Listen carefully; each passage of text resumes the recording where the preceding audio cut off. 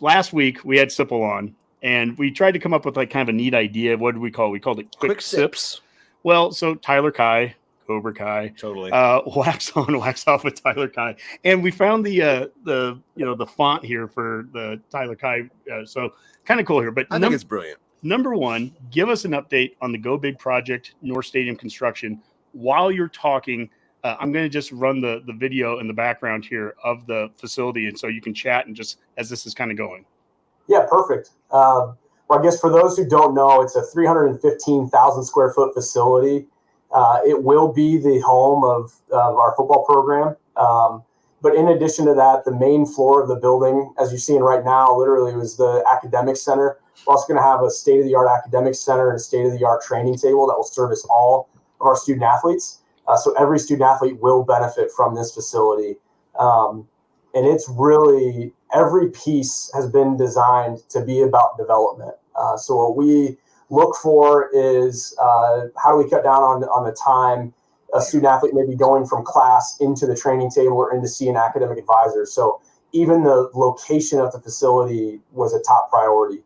Currently, our training table and our academic center are on the west side of Memorial Stadium. It may not seem like it's a very far distance from Central Campus or from the main part of the city campus, but walking all the way around the stadium, it takes time. So moving this facility to the northeast corner, students can walk right out of the brand new business building, right across lot 12 in the horseshoe, and walk right in to grab something to eat, meet with the tutor. So that, I think, is first and foremost really, really important. But then when you start to even dive deeper into the project, from the moment that our football team steps off the practice fields there on the north end by the Hawks Championship Center, into a recovery wing, into sports medicine, into the locker room, dropping off their equipment, any of that. All of that has been thought of step by step. So there is no wasted time, no wasted energy.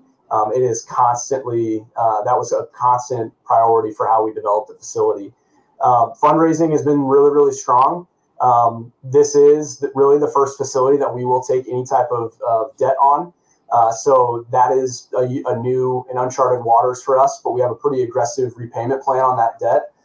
Any contributions that folks make will continue to go towards that facilities fund. There is still opportunities for people to support the project, and I would really encourage anybody, if you want to help, please help. And I think any gift of any size really matters. We've had folks that send in $100 all the way up to several millions of dollars. So it takes all of us to really help ensure that this facility is completed and is completed right, because it is an investment in our future. So I think that's really important. That and we talked a little bit about this on last year's show, so I encourage you to go back and look at last year's show. The facilities have been such a top priority of athletics departments over the years. It'll be interesting to see how that evolves and changes with name, image, and likeness, and just I think the appetite for that. So we're really happy that we sort of bookended a lot of that facilities arms race, if you will. So we've been able to see what a lot of people have put into their facilities in the last 5 to 10 years, and we've implemented in these facilities. There's also things in this facility that I've literally never seen anywhere else. So when I tell you we have taken a very, very aggressive stance on what it will take to develop our kids and our teams, we're trying to do the best we possibly can. That's expensive. And I think the best part about this is it has been something a lot of our donors have taken a lot of pride in supporting. I think they understand the importance of building facilities and development, what that means to our football program and the history of our football program. So this facility is really a testament to the generosity of our fans and the commitment and ownership that our supporters have in ensuring we've got not only a top-tier football program, but a top-tier student-athlete experience for every student-athlete that comes to Nebraska. And honestly, when you think about one of Coach Rule's big things he talks about is recovery and the health side of things for his football program. That's something he's really focused on. And I was listening to Dr. Susan Elsa on another podcast this week, and she was talking about how, you hear it a lot, but it's really going to be the premier facility in college football. It really is going to be that. And when she was almost talking about it, like she couldn't believe how good it was going to be up here, and I think that can't be understated, because it is kind of an arms race for facilities right now. And Nebraska's always sort of prided itself on being one of those top programs and everything like that. But I mean, it really is going to be, you're talking about somebody coming from Texas, so you're not going to wow them easily with facilities and infrastructure and whatever, because, you know, Texas is football, especially from the high school level. But she was very, very impressed with what we're doing. And I wonder sometimes about like the enticement of getting Coach Rule to, because it was always going to be a hard get to get him to come out of retirement or whatever he was in. What do you recall that what he was in? But that had to have been a big part for him, seeing what we were doing, the investment in that program to show what we're looking at and going forward. I think it surprises outsiders a little bit sometimes about, you know, the record hasn't been what it should be, but the interest and the focus and the desire has never waned. And I think this whole facility reflects that. You're absolutely right, Mac. It's really, this is about, and again, I've said it, it's an investment in our future, and it's a commitment to making Nebraska football elite. It really is. I mean, that's really the premise of this facility. It's a massive building. It's 315,000 square feet. That seems wild. And when you see even this image of you know, from Google Earth, it's a big footprint of a facility. Mm-hmm. But I think that's why it's important for me to even say every piece of it has been thought of strategically, right? We're trying to maximize the square feet that we have. Bigger isn't better, right? It's how you use those square feet, or how much you use that square feet, and what you are doing to try to incorporate recovery into that flow after practice, right? There are minutes that are critical from the time that these guys step off the field to when we want them to get them in the cold tubs, to when we want them to go and see a trainer if they need to do any type of rehabilitation work. All of that is been thought out, and I think that's probably the most impressive thing that is about this facility is how strategic we have tried to be, and the investment will be worth it. It really will, for sure. Can you know, one thing I think we can talk about a little bit, because I've heard it, you know, be announced, is that they have that area that where the windows are going to overlook and it's that open wall, like with the screen. I don't know what do they call that? Like we're one of the first ones to have it, certainly one of the largest ones of these rooms, but like you can basically be standing up against the wall and seeing like life size video and be like practicing up against a wall essentially. So what does that look like? What's that called? And you know, how cool is it that we have that?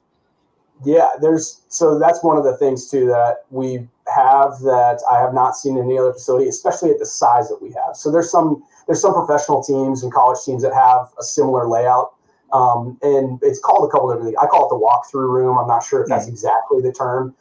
They may call it something different, but the thought here is it's basically a teaching lab. So the guys can go straight from the auditorium where they're sitting in a chair watching film to walking out those doors, going into that walkthrough room, and be able to line up against the front and be able to watch film and move with the film. So it's intended to get the guys active and being able to really walk through different coverages or different scheme in real time. So other people have called it a teaching lab. So that's really one way to look at it, is it's taking that lab part of teaching so these guys can really get a full grasp of it by getting immersed into that type of environment. So the fact that we have a large, 30 yards to be able to do that is much different than I've seen. I think some of the other walkthrough rooms that I've seen have really been only 10 to 15 yards. So again, this is about the future. You never need less square feet. You will always need more square feet. And so thinking about, if the Dallas Cowboys have a 10-yard one, well, wouldn't they probably want a 30 or 40, right? Wouldn't they want a little more space to be able to do some things in here? If they ever needed to throw, wouldn't they want it to be tall enough ceilings that you could actually throw? So it's trying to think about, with as big as this is and how the price tag is being $165 million, how do we ensure that it stands the test of time and we put some things in here that we can grow into? So this is one of those spaces. I was just going to say, I love that idea. It's basically for like Star Trek fans out there. It's like a holodeck is what it sounds like. But, and it's funny too, because you talk a walkthrough, whatever you want to call it. Coach Bush was on with Sipple last week, and they were talking about having a championship walkthrough for the Iowa game, and how he said that was you could tell during that part how it was going to be a different kind of game, and anything you can do to enhance that, apparently is very good, so I'm all about it, like whatever we can do, whatever we can pour into the program to make it more successful. That's all you'd have to do to justify it to Husker fans. I guarantee it. If we start looking stronger, tougher, more disciplined, executing, then I don't really care what the price tag was. I really don't. This is all about the performance. Sure. This entire center is that, whether it's the doubling of the size of the weight room or it's the recovery like you're talking about. I've seen a little bit on social media back and forth. People aren't sure when this is opening. Timeline is this summer. Is that's still correct? Wow. Yeah, we're shooting for that as much as we possibly can. It's a big facility. There's a lot of spaces in this. So our hope is to try to prioritize getting the football-centered spaces done first, so we don't disrupt the football team as they're trying to get into the space. So that's the plan. I mean, it really is. We've got the other thing that's really good is we've got a lot of people that are working really hard that are also Huskers and take a lot of pride in the building. So utilizing a lot of local contractors and staff helps ensure that they really take a lot of pride in getting it done. So I know they're working very, very hard. So I don't know the exact timeline, but our priority would be to try to get in before the start of the fall. Mm-hmm. Obviously, it's facility for the players, for the for performance based, but there's also going to be areas of it for fans. And explain some of the fan amenities that we can expect when this opens. Yeah, so the front entry, probably the most prominent video or image that you will see is this space right here. So this is intended to be a fan-facing space, so a Hall of Fame, if you will. They'll have archives in it, artifacts that you can look at. The way that the technology that I've seen or that we've talked about in concept, we'll see how it actually ends up coming together. But it would be similar to what you see in the College Football Hall of Fame down in Atlanta. Where that's awesome. Hopefully it's interactive, where you can come up to the display case to be able to see some of the people that you want to see, pull up some of the information you want. So the hope here is that it's very technical. We have a lot of history, and it's hard to find a big enough space to be able to display all of it. So digitizing some of those things and artifacts would probably be what we want to do. But that's still in concept, right? So one of my phrases that I always like to say is ideas are easy, execution's everything. So you have to really come up with the best way to display these things and lay it out in a way. But our hope is that would replace the North Stadium lobby where we have those display cases with trophies and some of Coach Osborne's artifacts and Bob Devaney's jacket. All of that would hopefully go into the new space, which I'm also excited about because if anyone's ever tried to get into that space, the North lobby on game day, we shut it down because it turns into a premium entrance for our North suite holders. Hopefully by moving this into a new space, fans could access that really Monday through Friday as well as Saturday throughout the game. So it would not be shut off to fans. So size wise, how big is the new space going to be compared to what that lobby right now looks like?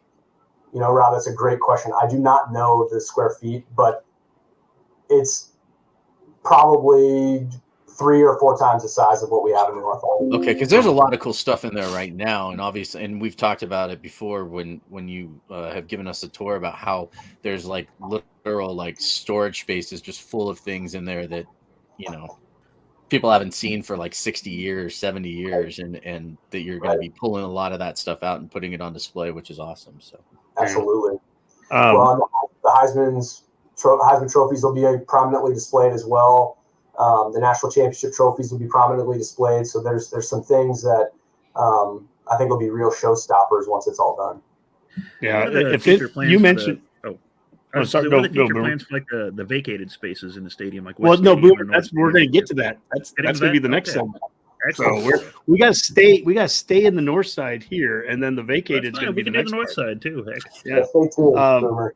But if you mentioned the College Football Hall of Fame, and anyone that's ever been in there, I mean, that is, you walk in there, you type into a kiosk your school, and they have a wall of hundreds of helmets. And all of a sudden, if you type in Nebraska, the Nebraska helmet lights up. Then you walk through the entire facility, and it reads your card, And if you're walking into a Heisman room, suddenly Johnny the Jet and Mike Rozier's Heisman is what highlights. If you're in the Hall of Fame area, your people show up. That's cool. Your Outland Ward. I mean, it's customized to you.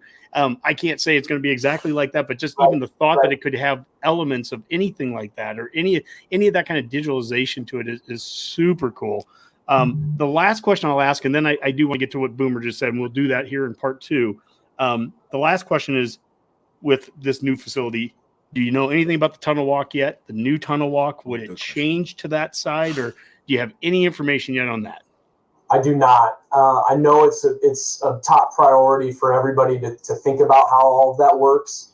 I know that there's been conversations of what we would plan to do, but I don't know if there's been any decision that's been made. So I don't have any information on that. I know that if there is a significant change, you better believe we'll communicate it. It's a top piece of the fan experience that we want to remain intact and try to be thoughtful about that. But I don't have any information, unfortunately, Hockey, to be able to share.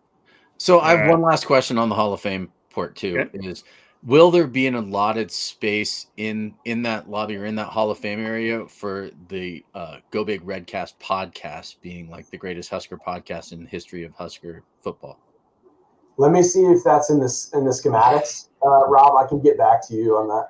Okay, thank Be you. in the basement, Rob. Yeah, I'll text you tomorrow. I wouldn't raise an extra penny for that if I was you. There's greater needs, but we appreciate that.